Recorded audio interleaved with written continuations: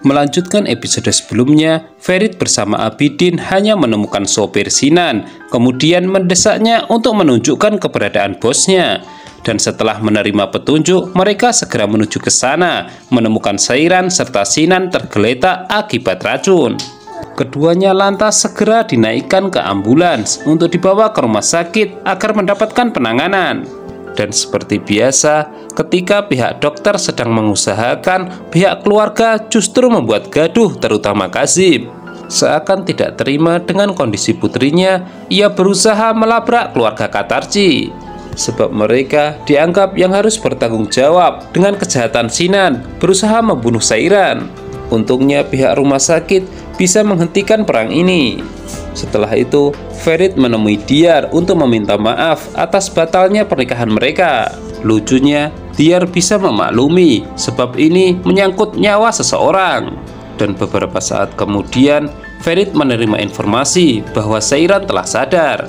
Keduanya saling memuji ikatan batin sehingga Ferit bisa menemukan Sairan.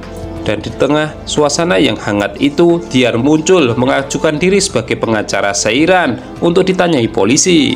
Sementara itu Sairan sendiri trauma untuk menceritakan apa yang ia alami. Di luar, situasi terus memanas ketika Ayla tidak terima semua kesalahan harus ditanggung oleh putranya. Hazal yang mencoba menghentikannya pun tidak didengar. Sehingga di hadapan semua orang, Ayla mengatakan bahwa Sairanlah yang menyebabkan putranya menjadi gila seperti ini. Dari dalam Sairan mendengar, ia pun keluar untuk mengklarifikasi. Ayla lantas mengancam, namun ia lupa bahwa Sairan ada Diyar sebagai pengacaranya. Hingga akhirnya ia sendiri yang dibawa polisi untuk dimintai keterangan. Meskipun begitu, kita tahu Ayla adalah orang yang licik sekaligus cerdik. Sebelumnya dia telah memprediksi bahwa Sinan putranya akan dijadikan tersangka atas kasus percobaan pembunuhan. Jadi wajar kita kemudian menyaksikan Mumtaz membawa kabur Sinan dari rumah sakit. Dan rencananya dia akan menyelundupkan keponakannya itu ke Yunani menghindari kejaran polisi meskipun Sinan sendiri menolak. Sementara itu dengan kaburnya Sinan membawa kekhawatiran mengenai keselamatan Sairan. Ferit mengusulkan agar Sairan dibawa ke Mansion agar lebih aman. Namun Sairan sendiri menolak dengan alasan sudah ada Abidin yang bisa menjaganya. Di sisi lain, Betul dihubungi ibunya, memberitahukan bahwa dia ditahan di kantor polisi. Dan karena Orhan sulit dihubungi, Betul akhirnya memutuskan kabur dari Mansion dengan membawa perhiasannya. Sairan diizinkan pulang, dan setibanya di rumah, Kazim ayahnya membuat drama dengan menangis di hadapannya. Namun sepertinya semua tahu, dia bukannya menyesal karena tidak mampu melindungi putrinya. Ia hanya ingin tinggal bersama keluarganya, terlebih setelah mengetahui Esme hamil. Di waktu yang sama, Ferit mengunjungi rumah Sairan, memastikan keamanannya. Namun yang terjadi, ia justru bentrok dengan Abidin, meragukan kemampuannya. Sairan pun menegaskan lagi bahwa di rumahnya sudah banyak penjaga, namun Ferit tidak percaya. Hingga akhirnya Sairan sendiri yang memutuskan karena perdebatan di antara keduanya sudah melebar kemana-mana. Diyar yang memperhatikan dari kejauhan sejak tadi tidak ingin terjadi masalah sehingga ia menarik Ferit pulang. Orhan dan Ifakat tiba di Mansion. Beberapa saat kemudian datang Betul yang ternyata menjual perhiasannya untuk menyewa pengacara. Pertengkaran pun hingga terjadi ke dalam kamar. Betul kecewa dengan Orhan yang berani melaporkan ibunya. Di situ Orhan menjelaskan bahwa ibunya membunuh orang dan kasus ini sendiri bisa selesai jika ibunya telah diproses dan ia akan mengeluarkannya dari penjara. Mendengar itu Betul luluh, namun tidak menyadari jika Ifakat mencuri dengar percakapan mereka. Ferit didampingi Diyar meminta maaf kepada kakek Ilyas atas insiden yang tidak terduga. Dan demi memandang cucunya, kakek Ilyas memberi Ferit kesempatan satu kali lagi. Namun jika terulang, maka keputusan ada di tangannya. Sairan mimpi buruk, hal itu membuatnya trauma. Ia pun bercerita kepada Suna bahwa ia tidak menyangka Sinan adalah psikopat. Suna ternyata sudah menduga adiknya itu mengambil keputusan terlalu cepat tanpa melihat latar belakang Sinan. Sementara itu di ruang tamu, Esme sedang menangis. Ia dihibur oleh Kazim. Hingga detik ini, keduanya tidak mencapai kesepakatan di mana Esme tidak menghendaki bayinya, sementara Qasim ingin melihat kelahiran bayi tersebut. Esme beralasan ia malu, mereka telah bercerai, lagi pula ia ingin fokus dengan putri-putrinya. Ifakat meledek Orhan habis-habisan karena melindungi pembunuh. Namun ternyata Orhan memiliki rencananya sendiri, tidak seperti yang difikirkan Ifakat, bahwa ia membuat permainan untuk Betul dan ibunya. Orhan sebenarnya kesal dibohongi kedua orang itu dan hanya menginginkan materinya. Ketika tengah malam, Sinan berhasil menyelinap ke kamar Seiran dan memberikannya ancaman. Awalnya Seiran disuruh menutup mata, namun ketika ia membuka mata, Sinan telah menghilang. Spontan teriakan Seiran membangunkan semua orang. Abidin lantas menghajar seluruh penjaga karena dianggap lalai. Seiran pun mengaku takut, yang membuat khawatir seluruh anggota keluarga. Keesokan paginya BPH-TJ meminta Ferit mengantar menjenguk Seiran. Di tempat lain, Gulgun mengunjungi Esme. Seakan meledek, ia memberikannya hadiah sepatu bayi. Namun di situ, Suna kemudian menceritakan bagaimana Sinan bisa memasuki kamar Seiran. Hari itu, Diyar datang ke mansion karena ada janjian dengan Ferit. Seorang pengantar barang sengaja melemparkan sebuah kertas yang dianggap sampah oleh Diyar. Namun Diyar kecewa ketika diberitahu Aizen bahwa Ferit pergi ke rumah Seiran. Adegan kemudian berpindah kepada Ferit yang sedang marah-marah setelah diberitahu penjaga di rumah Seiran. Sekarang tidak ada penghalang lagi untuk dirinya menyalahkan Abidin. Namun pertengkaran tiba-tiba hening ketika Seiran tiba-tiba dihubungi oleh Sinan. Ferit pun ikut mengangkat telepon tersebut dan hanya diberikan ancaman. Hal itu membuatnya sangat marah. Dan Ferit akhirnya membuat keputusan bahwa Seiran harus tinggal di mansion. Di situ BPH-TJ membantu meyakinkan bahwa di sana lebih aman. Suna juga mendukung keputusan Ferit. Hal itu membuat Seiran bingung. Memang benar, mansion banyak kenangan, namun juga banyak membuatnya trauma. Ferit berjanji kepada Seiran bahwa hidupnya ia pertaruhkan demi keselamatannya. Dan ketika tangannya ia ulurkan, Seiran meraihnya, tanda setuju.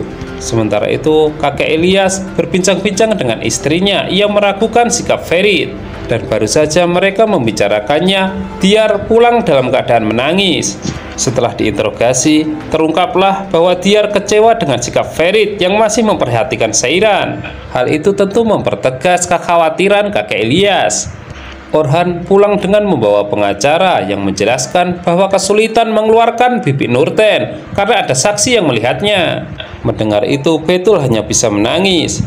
Seiran tiba di mansion, namun begitu keluar dari mobil, ia hanya terpaku mengingat kenangannya bersama Ferit.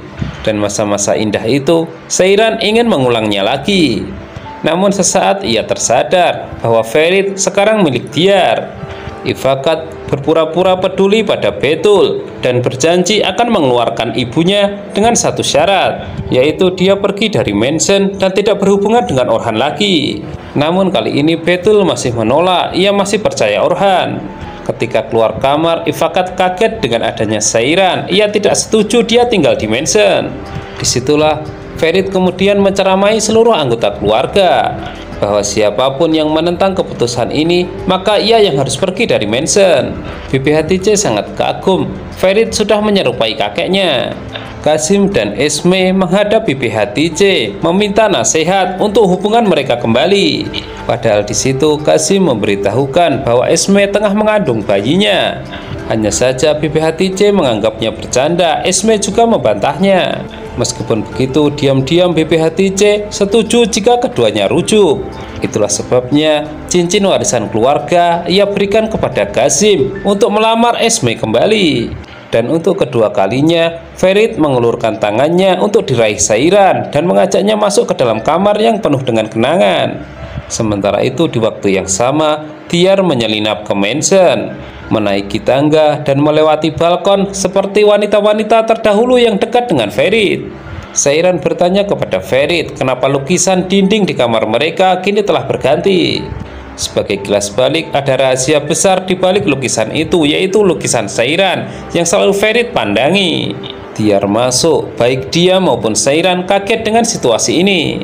Ferit kemudian menceritakan situasinya bahwa Seiran diamankan di mansion untuk menghindari Sinan. Butuh beberapa waktu untuk Diyar bisa memahami. Sevda tiba-tiba masuk, memberitahu Ferit bahwa ia diundang BPHTC untuk makan malam. Momen ini dimanfaatkan Diyar untuk membuat Seiran cemburu, bahwa biasanya Serpil yang mengageti ketika keduanya bermesraan.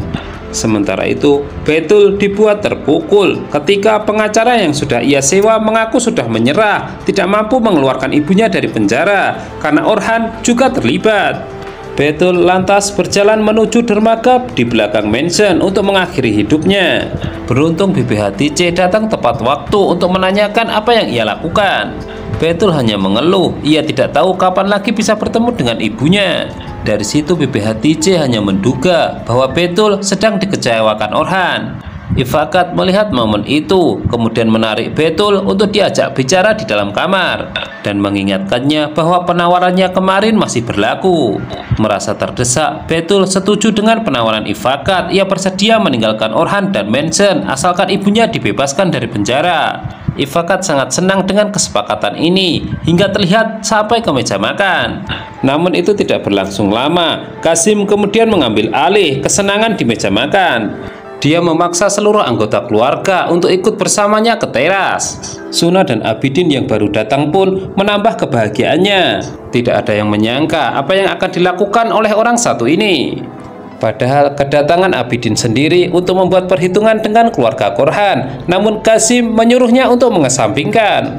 Di atas yat sudah ada rombongan pemusik yang disewa Kasim dan tertulis kata-kata romantis. Kasim menarik tangan Esme lalu melamarnya dengan cincin pemberian BPHTC. Seakan belum puas dengan kejutan ini, Kasim mengumumkan kehamilan Esme.